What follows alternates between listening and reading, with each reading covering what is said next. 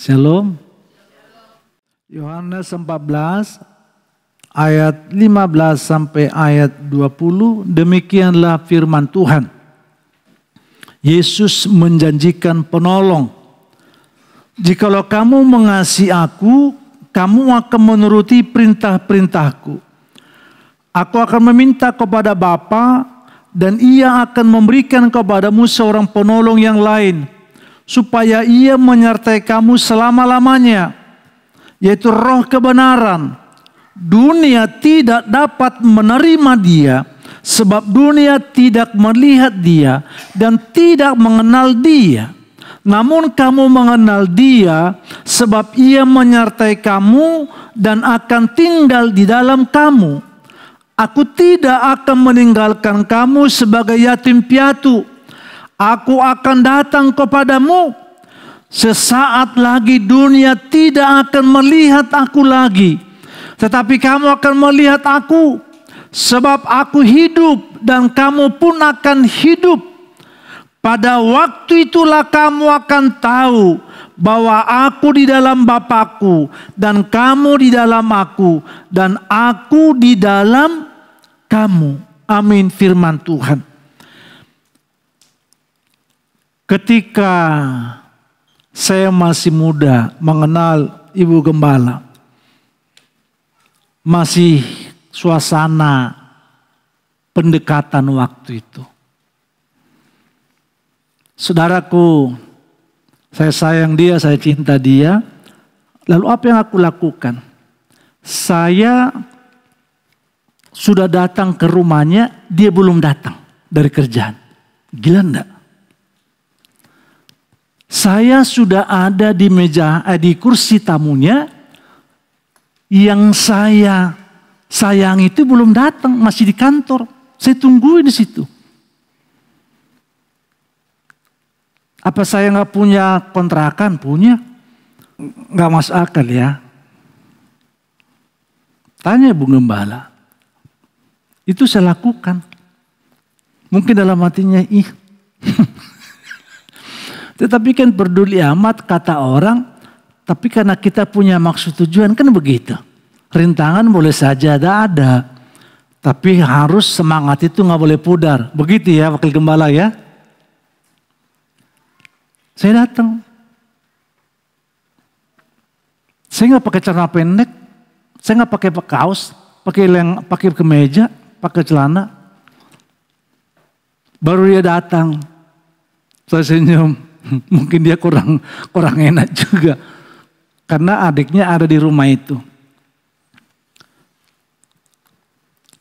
Saya datang mempersiapkan diri. Dan itu saya lakukan itu sering.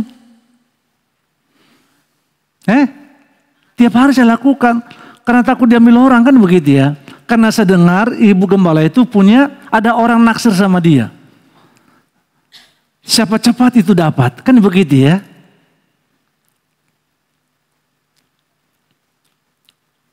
Saya jaga penampilan. Kalem. Tapi tidak kalem kudus ya. Kalem tenang kan gitu. Nggak banyak ngomong. Penampilan bagus. Dikasih minum nggak langsung minum semua. Enggak, pelan-pelan kan gitu ya.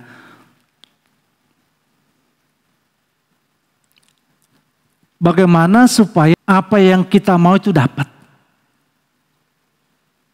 Didasari oleh karena sayang. Kalau nggak saya suka nggak mungkin.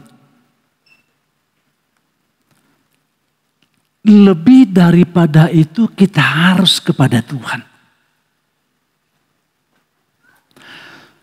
Karena kecintaan kita itu kepada Tuhan membuat semangat kita untuk ingin berjumpa dengannya. Kecintaan kita kepada Tuhan itu mendorong untuk melakukan apa yang Dia mau. Kecintaan kita kepada Tuhan itu mempersiapkan sikap hidup secara benar. Tutur bahasa, perilaku, dan berpakaian. Bersikap. Gak mungkin saya datang menjumpai dia waktu itu dengan pakaian tidak rapi. Kecintaan saya itu mendorong untuk saya itu datang. Bagaimana supaya dia senang, bagaimana supaya dia tidak berpikir yang buruk kepadaku. Kecintaan kita kepada Tuhan itu akan mendorong aku banyak berdialog, banyak berbicara, banyak berkomunikasi. Dibalut di dalamnya, aku semakin dekat kepadanya. Kalau aku datang di situ di rumahnya, kalaupun datang si laki-laki itu kan pernah saya ada di situ, si laki-laki itu datang. Yang membawa kemenangan kita. Lalu yang laki-laki itu, ini dasar hitam jelek lagi, kaum pendeta nggak punya gaji, tapi dia yang menang dalam pertandingan. Saudaraku, komunikasi kita yang baik itu tercipta karena kita suka dan sayang sama Tuhan. Amin. Jadi kalau ada orang berkata, aku ingat Tuhan, aku percaya kepada Tuhan, tetapi tidak ada kerinduan untuk datang membina hubungan bersekutu kepada Tuhan, bahwa sesungguhnya dia membohongi dirinya. Kalau ada orang berkata, aku mencintai Tuhan, aku mengasihi Tuhan, tapi perilakunya melakukan hal yang tidak benar di mata Tuhan, dia sedang membuat satu kebohongan dalam dirinya.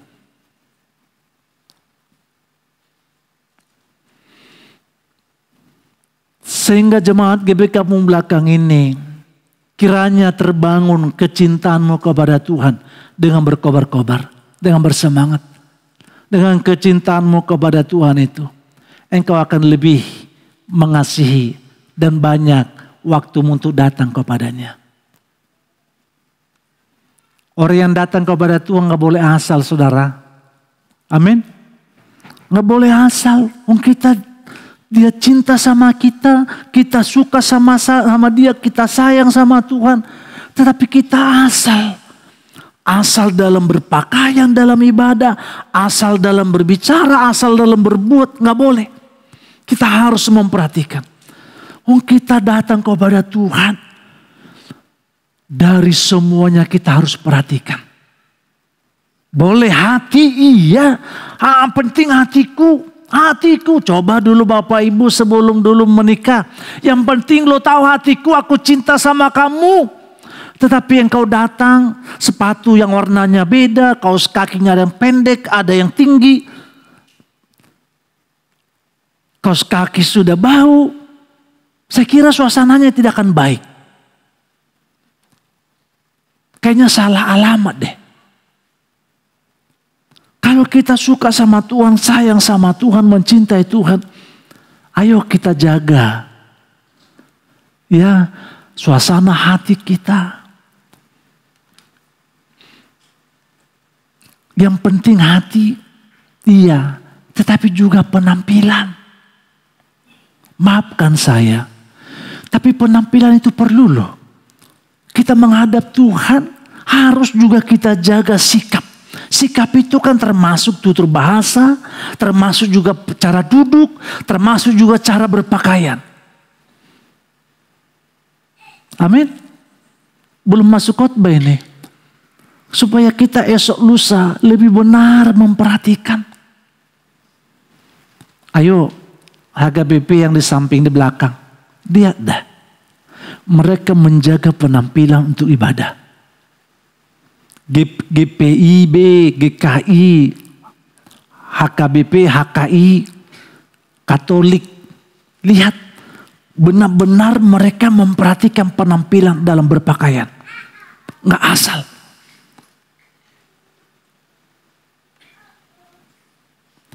Saya selama gembala di sini dan selama Ibu Hawani dengan Pak Herman, saya perhatikan selalu penampilannya itu selalu rapi, bagus. Yang lainnya besok akan saya puji. Ini dulu. Berpakaian itu rapi.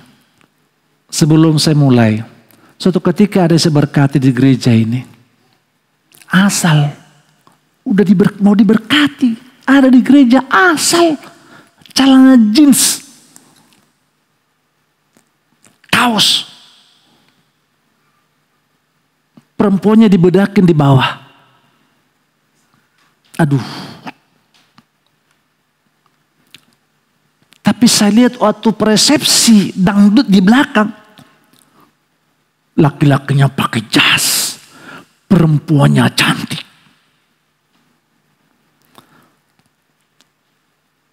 Sesuatu yang kurang menghargai dalam pemberkatan dalam gereja. Kita harus memperbaiki sikap ya. Ya, penampilan perlu rapi. Amin. Amin. Jadi kita, apalagi para pelayan Tuhan itu, harus menjadi contoh. Sekalipun engkau tidak melayani hari itu, tapi statusmu sebagai pelayan Tuhan rapi. Amin. Amin. Rapi. Enak. Kalau engkau rapi, enak. Istrimu makin suka aku sama kamu. Penampilannya bagus. Baru kita masuk. Akrab dengan Roh Kudus dalam pertumbuhan iman. Akrab dengan Roh Kudus dalam pertumbuhan iman. Sebagai anak Tuhan, mari kita akrab dengan Roh Kudus. Keakraban dengan Roh Kudus sangat penting karena itu akan membuat iman kita bertumbuh. Karena itu membuat iman kita berakar, lalu iman kita akan berbuah. Dan buah hidup kita, buah iman kita memuliakan Tuhan. Akrab dengan Roh Kudus dalam pertumbuhan iman, mari kita lihat bahwa ada janji Tuhan. Di ayat 16 dikatakan begini. Yohanes 14 itu. Aku akan meminta kepada Bapa dan Ia akan memberikan kepadamu seorang penolong yang lain supaya Ia menyertai kamu selama-lamanya. Janji Yesus kepadaku dan kepadamu bahwa Roh Kudus itu sebagai penolong. Dan Yesus berkata, aku akan meminta kepada Bapa dan Ia akan memberikan kepadamu seorang penolong. Bahwa sesungguhnya Yesus tahu bahwa murid-murid akan merasa kehilangan saat Ia tidak bersama mereka secara fisik, secara jasmani. Maka Dia berkata bahwa aku akan minta kepada Bapa supaya dianugerahkan, diberikan penolong bagimu, yaitu Roh Kudus. Kenapa? Yesus tahu bahwa murid-murid itu dalam keadaan kehilangan kekuatan dalam dirinya. Kehilangan keberanian. Kehilangan semangat. Oleh karena mereka berpikir bahwa Yesus, guru rabinya, tidak ada lagi bersama mereka. Lalu Yesus berkata bahwa aku tahu keadaanmu. Maka aku minta kepada Bapa supaya berikan penolong kepadamu. Karena penolong itu, Roh Kudus itu sangat besar pengaruh kuasanya untuk mengubah hati yang kosong, yang lemah, yang tidak kuat itu, supaya mengalami sesuatu yang luar biasa. Karena Yesus tahu. Kenapa Yesus tahu? Ya, karena Dia Maha Tahu. Kedua, karena Yesus selama ini mereka bersama dengan Dia. Maka Yesus tahu tentang sifat dan karakter murid-muridnya. Jemaat yang dikasihi oleh Tuhan, supaya Yesus tahu tentang keadaanmu sebenarnya. Sesungguhnya engkau harus ada bersama dengan Dia.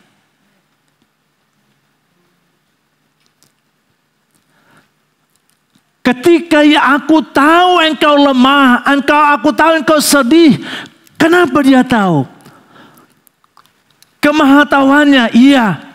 Tetapi sebagai kemanusiaannya itu, Yesus itu bersama dia. Maka dia tahu karakter. Oh ini. Tapi kalau murid itu jauh, kalau kita jauh, tidak ada dalam persekutuan kita dengan Tuhan. Bagaimana Tuhan berkata, aku tahu kelemahanmu. Karena dia tahu, maka dia memberikan penolong. Saudara dalam kasih Tuhan, karena itu ia berjanji akan mengirim Roh Kudus yang disebut juga sebagai penolong, penghibur. Yang artinya bahwa yang mendampingi murid-murid itu, Yesus tahu kita lemah, tak sanggup melakukan hal kebenaran secara sempurna. Maka Roh Kudus itu dia berikan kepada kita mendampingi. Supaya kita tahu, supaya kita kuat, supaya kita paham. Roh Kudus mendampingi aku dalam hal apa? Dalam semuanya. Banyak hal yang aku tidak tahu dalam hidup. Mendampingi aku supaya aku kuat dikala pokok doa syafaat yang kupanjatkan kepadanya belum didengar oleh Tuhan, belum dikabulkan. Maka Roh Kudus memberikan pendampingan, terus menguatkan aku. Terus dia berkata, jangan lemah. Terus lagi engkau berdoa, terus lagi. Dan terus dia akan mengingatkan kita supaya kita tidak lemah dalam hidup.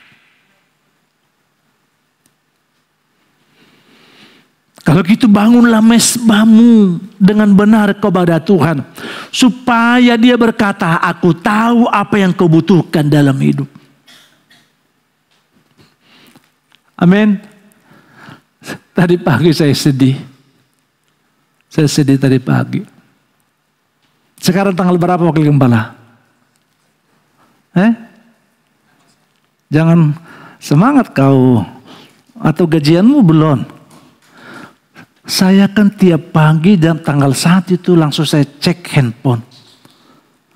Gak masuk lagi gajiku. Gak masuk lagi gaji, saya cek. Loh. Oh tanggal 1. Bahwa 1 Juni saya sudah benar-benar tidak lagi sebagai pegawai pemerintah. Lalu saya secara manusia sedih. Sedih loh. Kalau dibilang gak sedih, itu udah mati. Saya sedih. Ya gak datang lagi ya sudah.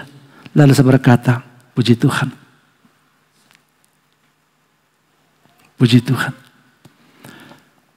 Dalam kesedihanku, Tuhan tahu.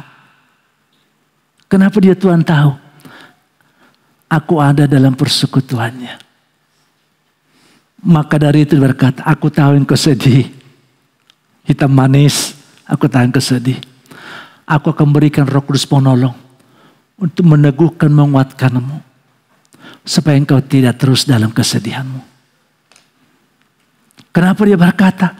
Karena dia sayang sama kita. Tuhan sayang sama kita. Maka dari itu, Roh Kudus itu adalah pribadi ilahi. Bukan hanya dia seperti kuasa atau seperti kekuatan yang luar biasa. Tetapi Roh Kudus itu sesuatu pribadi yang ada dalam diri kita. Di ayat 17 dikatakan begini. Yaitu roh kebenaran. Dunia tidak dapat menerima dia. Sebab dunia tidak melihat dia. Dan tidak mengenal dia. Namun kamu mengenal dia, sebab ia menyertai kamu dan akan tinggal di dalam kamu. Akan tinggal di dalam kamu. Ketika Roh Kudus itu ada dalam diri kita. Pertanyaannya, apa yang harus aku lakukan supaya dia tinggal dalam diri kita?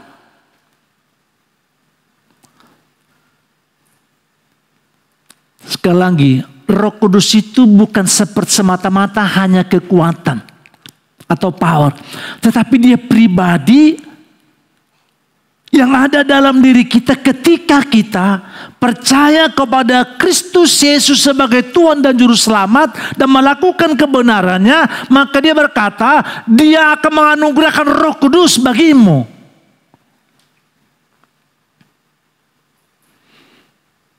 Dan untuk itu jemaat yang dikasihi oleh Tuhan, Roh Kudus itu ada dalam diri kita. Amin. Saya ambil contoh. Saya sebut nama lah ya. Dennis Webb. Suami istri. Istrinya Maria. Maria apa kepanjangannya? Supriyadi. Oke. Coba kalau suami istri diam. Suaminya datang kerja, suami istrinya diam. Suaminya diam-diaman terus.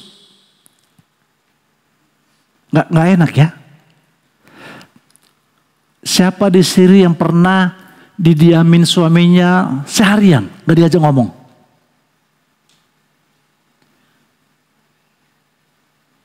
Ibu Leni,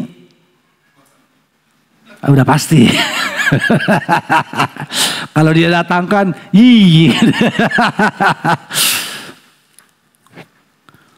sesuatu yang langka. Kalau ada suami istri tidak ada komunikasi. Kenapa kita yang sudah percaya kepada Tuhan tidak menggalakkan komunikasi kita dengan lebih baik? Doa yang kita laksanakan itu salah satu sarana menggalakkan hati kita untuk membangun komunikasi kepada Tuhan. Kalau begitu kita sesering mungkin berbicara, berkata-kata, berdialog, curhat kepada Tuhan lewat doa, lewat pujian, lewat renungan. Roh Kudus yang ada pada kita ajak dialog dan berkomunikasi dalam dirimu. Sebab pribadi itu pribadi yang besar yang sanggup melakukan apa saja mendatangkan kebaikan bagi kita. Sehingga Roh Kudus itu adalah pribadi ilahi yang senantiasa tinggal bersama dalam diri kita dalam semua aspek. Dikala aku makan, dikala aku senang, dikala aku lapar, dikala aku berdoa, dikala dalam beribadah, dalam berlayanan, di mana saja pribadi Roh Kudus itu ada dalam diri saya.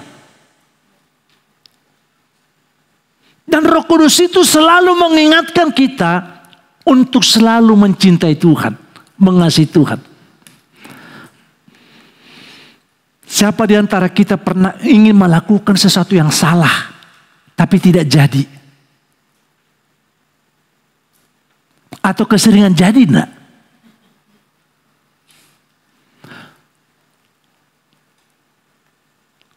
Waktu saya mudi. Kalau saya katakan saya muda kan, saya katakan saya udah tua. Saya katakan mudi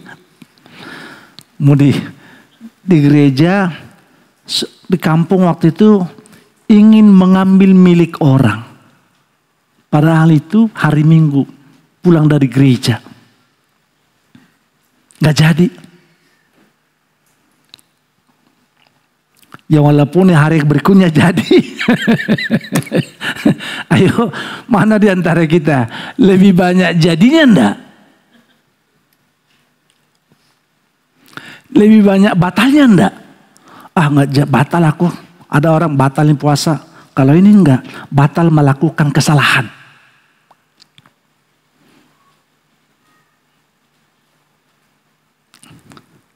Lebih banyak jadi melakukan kesalahan ya.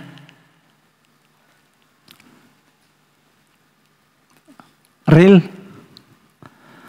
lo lebih banyak gagal melakukan memberikan perpuluhan atau tidak?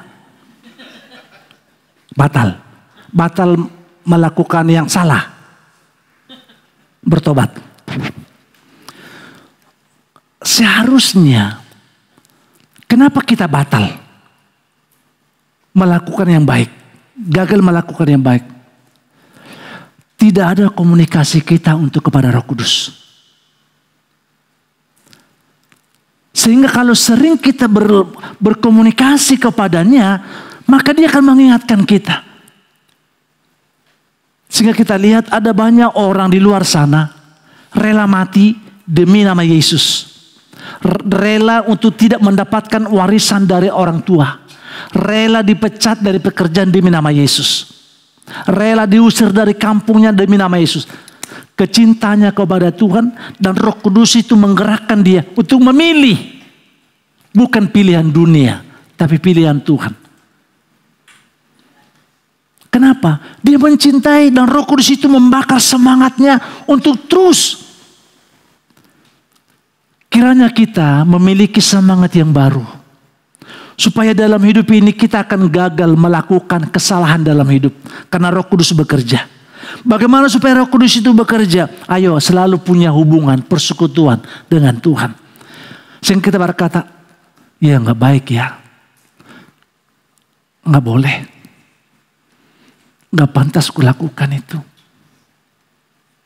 Memang kemarin saya bulan yang lalu tidak aku memberikan perpuluhan. Tapi bulan ini saya mau janji, aku memberikan. Amin. Saya berharap pelayan Tuhan jadi contoh dalam memberikan perpuluhan.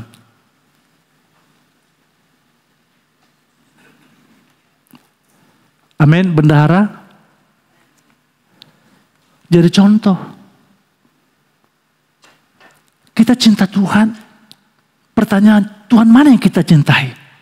Tuhan Yesus. Kalau aku Tuhan Yesus, saudara harus Tuhan Yesus. Kalau gitu mari kita sekalian.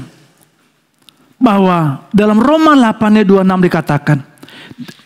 Roma 8 ayat 26. Wakil Gembala.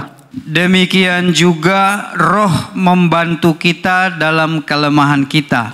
Sebab kita tidak tahu bagaimana sebenarnya harus berdoa.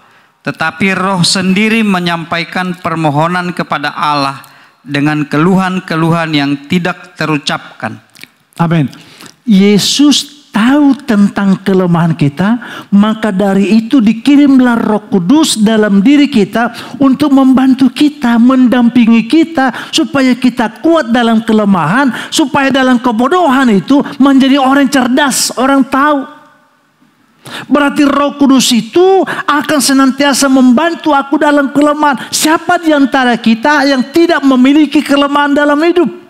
Untuk menyampaikan kata-kata yang baik, untuk menyampaikan dosa pahatku kepada Tuhan sangat terbatas. Tapi Roh Kudus membantu aku menyampaikannya. Roh Kudus itu mendampingi aku di dalam kelemahanku. Sehingga aku berkata, Roh Kudus kuatkan, teguhkan aku.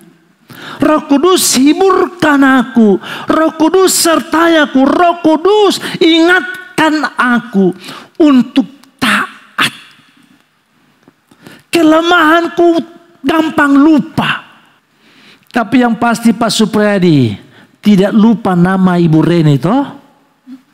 Wakil Gembala sering lupa.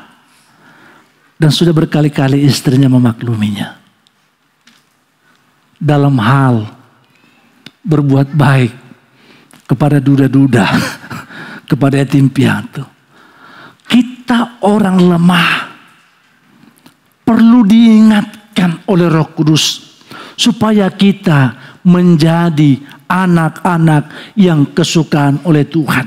Sehingga dalam Yohanes 16 ayat 7 dikatakan, ada lebih baik berguna bagi kamu jika aku pergi, sebab jika aku tidak pergi, penghibur tidak akan datang kepadamu. Kecintaan Tuhan itu selalu membara untuk kita sekalian. Dia mati di kayu salib. Dia bangkit dari antara orang mati. Dia naik ke sorga. Bahkan dia berkata, aku akan memberikan roh penolong, penghibur. Sebab aku ini dikala aku dalam hidup banyak kesedihan. Aku menginginkan ini tetapi tidak tercapai. Aku mengharapkan ini tetapi tidak tercapai. Aku mendoakan ini tapi tidak mendapatkannya. Aku sedih. Roh Kudus menghibur kita dalam kesedihan. Kiranya karya Roh Kudus itu kita alami oleh karena kita ada dalam persekutuan yang baik benar kepada Tuhan.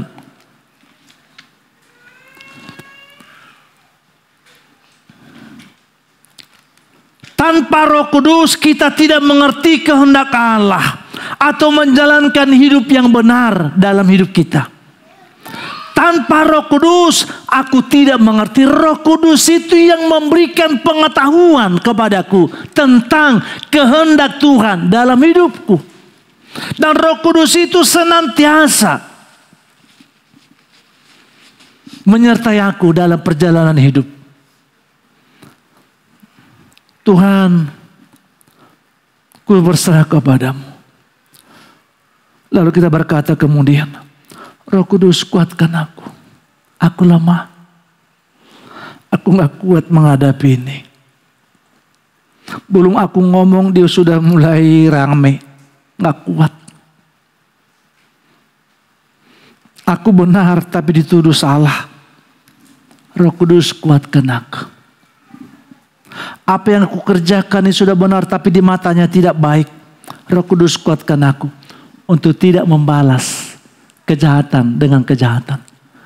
Roh Kudus mampukan aku untuk lebih sabar menghadapi dia, menerima kenyataan hidup.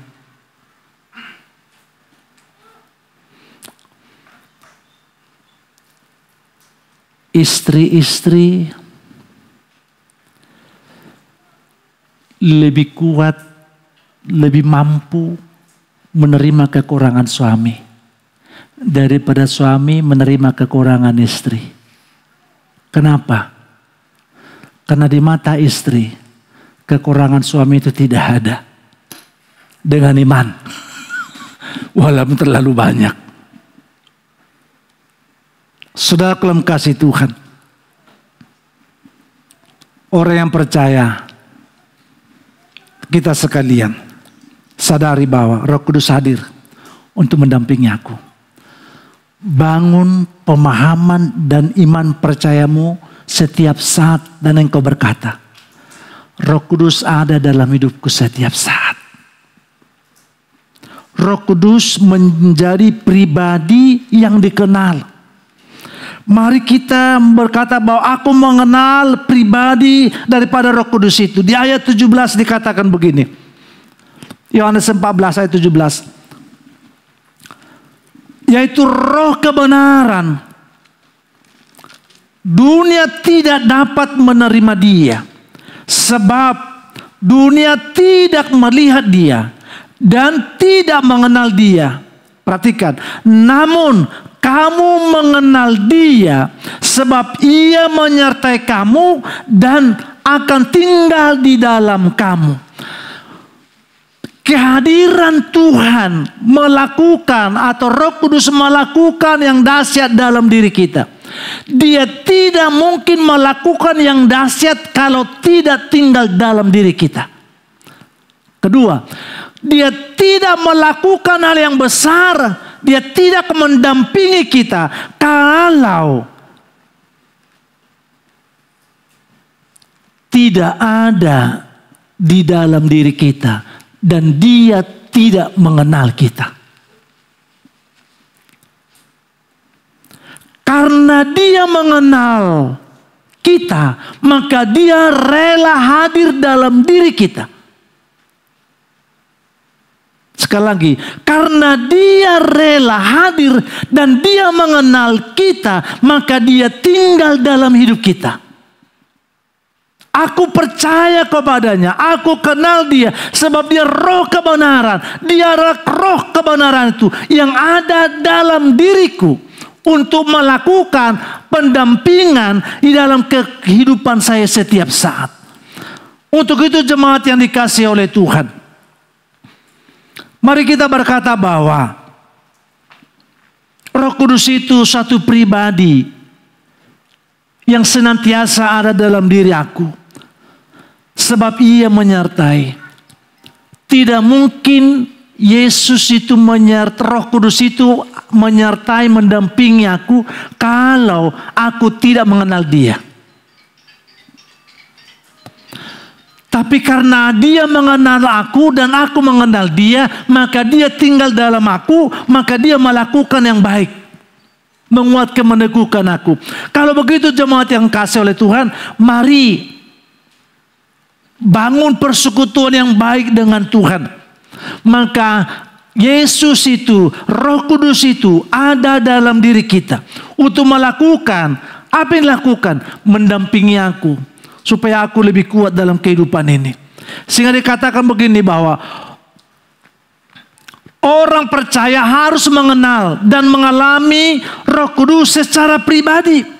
Keakraban dengan Roh Kudus berarti kita mendengar suaranya, mengenal dia, memahami dia, dan taat untuk melakukan tuntunan bimbingannya, bahkan melibatkan dia dalam hidupku dalam sehari-hari. Sekali lagi saudara, bahwa Roh Kudus itu menjadi pribadi yang senantiasa membimbing aku, mengingatkan aku, menasehati aku, supaya aku berjalan seperti apa yang dia mau. Dalam 1 Korintus 2 ayat 10 dengan 12. Roh Kudus menyelidiki hal-hal yang dalam dari Allah dan mengajar kita. 1 Korintus 2 ayat 10. Karena kepada kita Allah telah menyatakannya oleh Roh, sebab Roh menyelidiki segala sesuatu, bahkan hal-hal yang tersembunyi dalam diri Allah.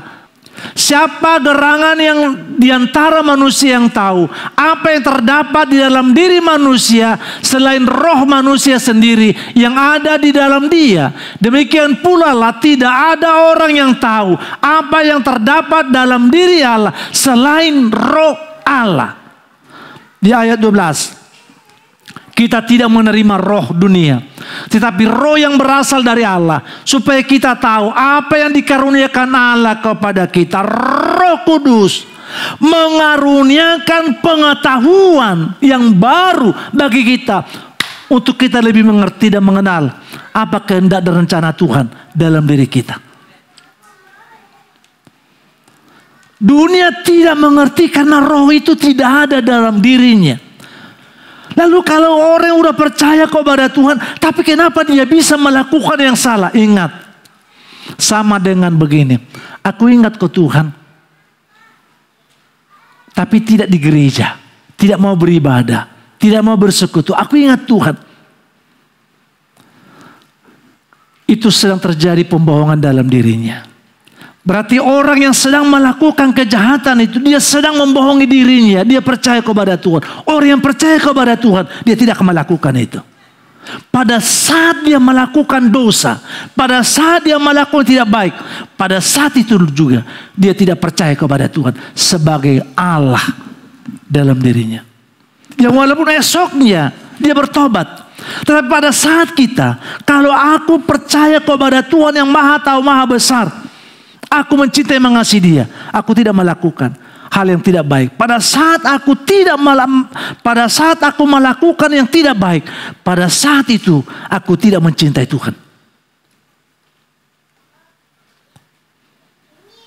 Kok bisa? Bisa. Gak mungkin kita melakukan yang salah kalau kita cinta Tuhan. Pada saat kita melakukan itu, kita nggak cinta Tuhan, tapi kita lebih cinta kepada hawa nafsu, kepada keinginan. Yang kita artikan, cinta hawa nafsu, cinta kedagingan di atas, cinta kita kepada Tuhan di bawah. Itu sesuatu yang salah. Keakraban dengan Roh Kudus berarti kita belajar dan terus mendengar suaranya. Bapak Ibu, kalau engkau mengeraskan hatimu untuk melakukan firman Tuhan sehingga engkau tidak melakukannya, berarti engkau sedang tidak akrab kepada Roh Kudus dalam hidupmu. Roh Kudus menyelidiki hal-hal dalam diri Allah. Roh Kudus itu akan mengajari kita tentang kehendak Tuhan, tentang apa maunya Tuhan, tentang kebenaran, rahasia kebenaran firman itu. Roh Kudus itu akan memberikan pengetahuan, akan memberikan hikmat kepada kita untuk kita mengerti dan memahami. Sehingga Galatia 5 ayat 25. Jikalau kita hidup oleh roh, baiklah hidup kita juga dipimpin oleh Roh. Ketika Roh Kudus itu ada padaku, Dia akan pimpin kita.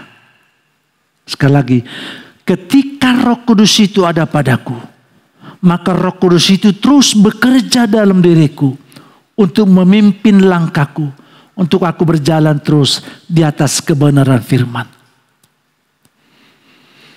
Bisa juga Roh Kudus itu ada, tetapi tidak bekerja melakukan apapun oleh karena kita tidak membiarkan Dia bekerja dalam diri kita. Sebab pertanyaannya untuk kita sekalian, seberapa sering kita berbicara kepada Roh Kudus? Seberapa sering? Pada saya lemah, ya. Pada saat saya susah. Tapi pada saat saya ada rezeki, enggak. Mengajak berbicara kepada Roh Kudus, kadang di saat hanya ada ujian dalam hidup, lalu menghadap ke atas Tuhan. Tapi kalau memungut berkat, menikmati berkat, kurang menoleh kepada Tuhan, Engkau sumber berkat. Kalau begitu, seberapa sering kita berkomunikasi, berbicara kepada Roh Kudus? Mari kita berkata, Roh Kudus mampukan aku setiap saat. Diberkati aku tetap membangun hubungan yang baik dengan Tuhan. Ada kesulitan, aku menjerit, aku tetap membangun persekutuan kepada Tuhan. Dan Roh Kudus akan membawa pertumbuhan iman percaya kepada Tuhan. Akrab dengan Roh Kudus akan membawa pertumbuhan iman percaya kita kepada Tuhan. Di ayat 18, aku tidak akan meninggalkan kamu sebagai yatim piatu. Aku datang kepadamu. Sekali lagi saudaraku, aku tidak akan meninggalkan kamu sebagai yatim piatu. Aku akan datang kepadamu. Roh Kudus, akrab dengan Roh Kudus, artinya bahwa Roh Kudus itu membawa pertumbuhan iman percaya kita kepada Tuhan. Bahwa Roh Kudus memastikan bahwa saya tidak sendirian dalam menjalani kehidupan rohaniku. Sekali lagi saudara dalam kasih Tuhan, Roh Kudus memastikan kita bahwa kita tidak sendirian menjalani kehidupan yang di dalamnya ada tantangan, ada ujian dalam kesulitan. Lewat kehadirannya, iman kita bertumbuh dari pengenalan kepada Kristus yang dangkal menjadi yang dalam dan nyata mengalami kasih karunia Tuhan. Roh Kudus itu yang senantiasa akan membangun iman percaya kepada Tuhan, bahwa Dia akan memastikan saya bahwa saya tidak sendirian. Aku menyertaimu.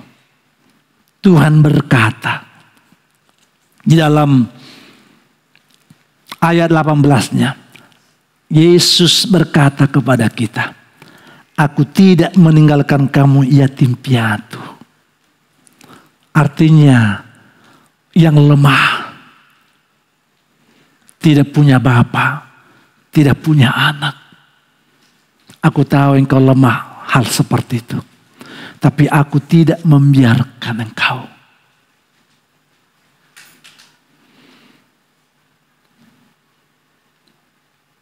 Yohana, bapak mamanya masih ada. Saya yatim piatu. Saya perlu ditolong. Karena aku menjadi lemah. Tidak ada lagi berkata, Bapak, Ibu gak ada lagi. Jajan gak ada lagi. Gak ada lagi. Lemah.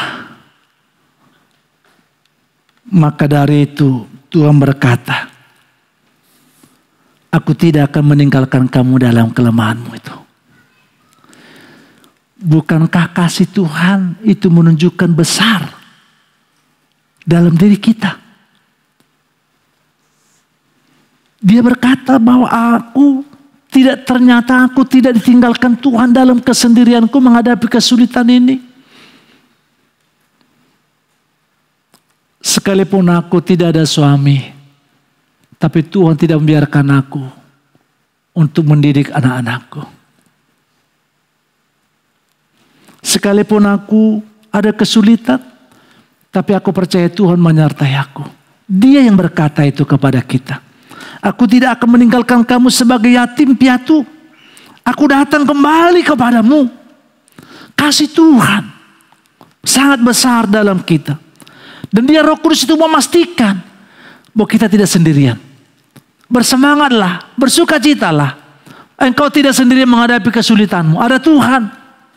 Ada orang-orang yang seiman yang menopangmu dalam doa dan sukacita. Bersyukurlah kepada Tuhan. Di dalam kesulitanmu ada Tuhan yang selalu menyertaimu. Dan lewat kehadirannya, senantiasa imanmu terus bertumbuh. Sehingga engkau semakin teguh. Kehadiran Roh Kudus dalam diriku, dalam menyertai aku, membuat imanku teguh, membuat aku kuat. Masalah ada, kesulitan ada, tapi imanku tetap teguh, kokoh kepada Tuhan. Amin. Saya berharap esok lusa jemaat GB Kampung Belakang, imanmu teguh, kuat, menghadapi apa yang kau tidak suka. Hidup akrab dengan Roh Kudus harus selalu membaca firman. Saya sih berharap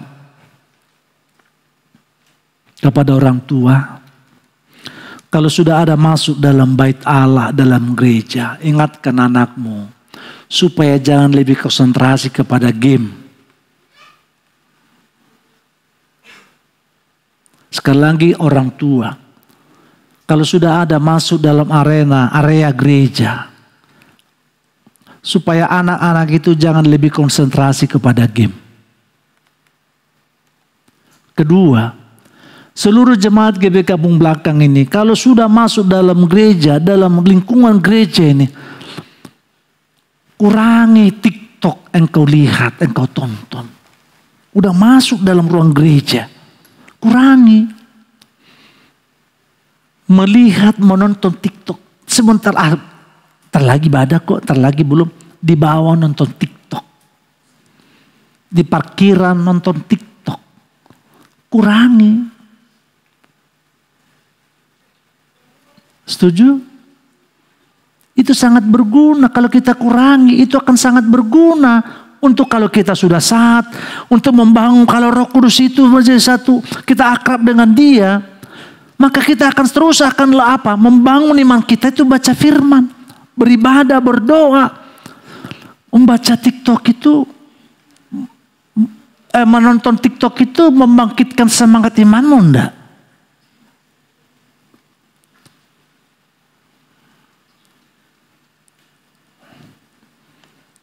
Atau dalam ibadah ada yang nonton TikTok enggak? Dulu ada pernah ibadah ibu-ibu nonton TikTok. Sekali minggu nonton TikTok. Lalu saya bilang ke ibu gembala, "Ma, mulai hari ini resmi kita bikin dia ibu TikTok." Dalam ibadah harus kita bisa benarnya membedakan dalam rumah Tuhan dengan di luar rumah Tuhan.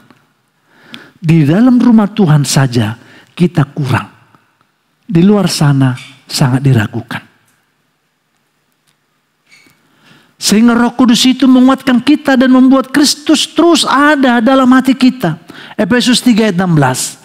Aku berdoa supaya Ia menurut kekayaan kemuliaannya menguatkan dan meneguhkan kamu oleh Roh-Nya di dalam batinmu, sehingga oleh imanmu Kristus diam di dalam hatimu dan kamu berakar serta berdasar di dalam kasih.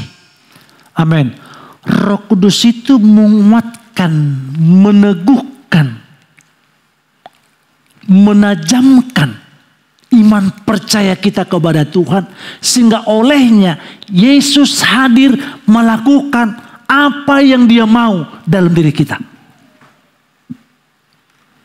Sekali lagi, Roh Kudus itu akan menguatkan, meneguhkan, menajamkan hati pikiran iman kita kepada Dia, untuk Kristus hadir dan melakukan hal yang besar dalam hidup kita. Sehingga dalam 2 Korintus 3 ayat 18, 2 Korintus 3 ayat 18, kita diubahkan menjadi serupa dengan Kristus oleh pekerjaan Roh. Pekerjaan Roh itu, pekerjaan Roh Kudus itu menyempurnakan hidupku untuk menjadi serupa dengan Kristus. Perbuatanku, sifatku, karakterku, pola pikirku, sehingga kita berkata begini, Tuhan, ubahkan pikiranku menjadi pikiranmu, hatiku menjadi hatimu. Saya nggak tahu kalau jemaat berdoa, tapi pada umumnya para pendeta, para gembala begitu. Tuhan, ubahkan pikiranku menjadi seperti pikiranmu. Bagaimana engkau memikirkan umat, hatimu ada padaku. Bagaimana hatiku terus mengasihi umatmu. Dan kiranya juga jemaat hal yang sama juga, supaya pikiran kita itu diubahkan, karakter kita, sifat kita, sehingga saudara kasih Kristus, orang yang selalu akrab dengan Tuhan, maka Roh Kudus itu selalu menguatkan, meneguhkan iman percayanya. Bahkan dan Roh Kudus itu selalu melakukan yang besar, mengubah hidupku seperti hidupnya Tuhan. Pikiran Tuhan ada padaku, hatinya Tuhan ada dalam hatiku. Betapa indah hidup berjemaat seperti itu. Hati Kristus kan mengasihi tanpa pamrih. Pikiran Kristus kan tidak pernah jahat, tidak pernah iri, tidak pernah hal yang buruk. Kalau itu ada dalam jemaat GB Kampung Belakang, yang ada adalah shalom. Coba dulu, kalau pikiran kita semua pikiran Kristus, hati kita indah, sorga ada di Kampung Belakang. Saudara kamu kasih Tuhan, hidup akrab dengan Roh Kudus, membangun hidup di dalam doa secara intim. Berdoalah dalam roh setiap waktu. Efesus 6 ayat 18.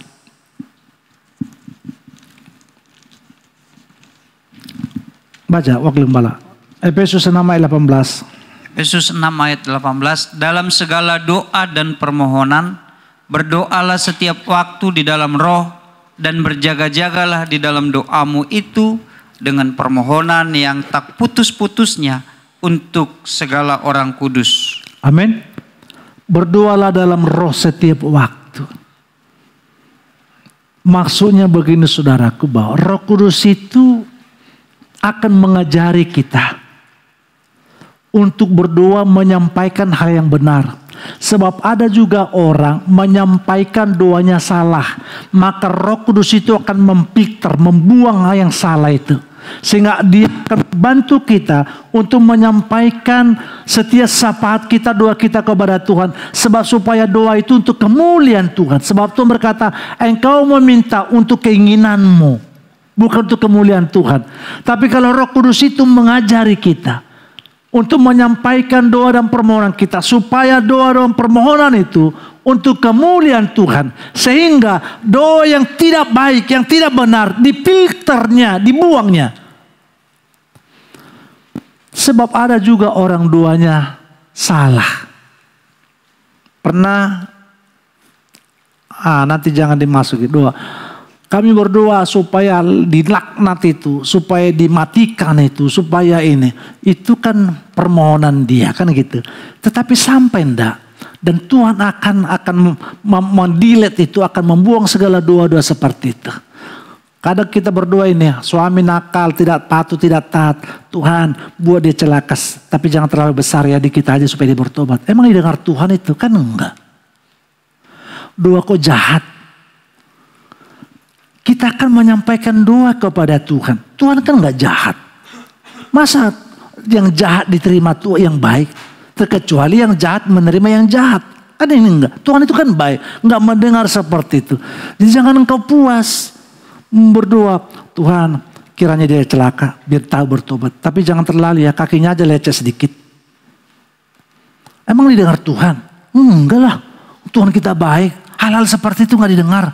Walaupun engkau puas ngomong, itu hanya kepuasanmu aja itu. Tapi gak dengar Tuhan tuh. Ya, jadi mari kita sekalian untuk menyampaikan sesuatu yang benar kepada Tuhan. Memiliki persekutuan dengan tubuh Kristus. Ini termasuk juga sedang membangun persekutuan yang baik sesama anak-anak Tuhan. Yang terakhir saudaraku, bahwa hidup kita bukan soal tentang tahu tentang Tuhan, tetapi hidup bersama Tuhan melalui kehadiran Roh Kudus dalam kita. Akrab dengan Roh Kudus berarti membuka hati setiap hari, membiarkan dia berbicara, membiarkan dia membimbing, membiarkan dia menghibur, bahkan membentuk sifat karakter kita seperti apa yang Tuhan mau. Yang saudara dalam kasih Tuhan, apakah kita sudah sungguh-sungguh akrab dengan Roh Kudus? Apakah hidupku mencerminkan pertumbuhan iman melalui hubungan yang baik dengan Tuhan? Kerap kali kadang gagal. Tapi sikap hidup kita harus kita perbaiki. Amin. Sebelum saya tutup, posisi tempat dudukmu harus sekarang benar. Tadi mendengar khotbah gembala terlalu lama engkau gelisah sedikit pantatnya. Sekarang posisi benar. Jangan miring. Karena khotbah pendeta yang tentang perpu duduknya langsung miring. Gak terima dia. Khotbah lama juga gak terima dia, miring lagi dia. Gak terima lagi, nunduk dia. Gak terima lagi, keluar lagi dia. Sekarang saya boleh, kau gak tidak terima. Tapi sekarang kan sudah selesai. Rapikan dudukmu. Jangan ada yang miring pantatnya. Luruskan.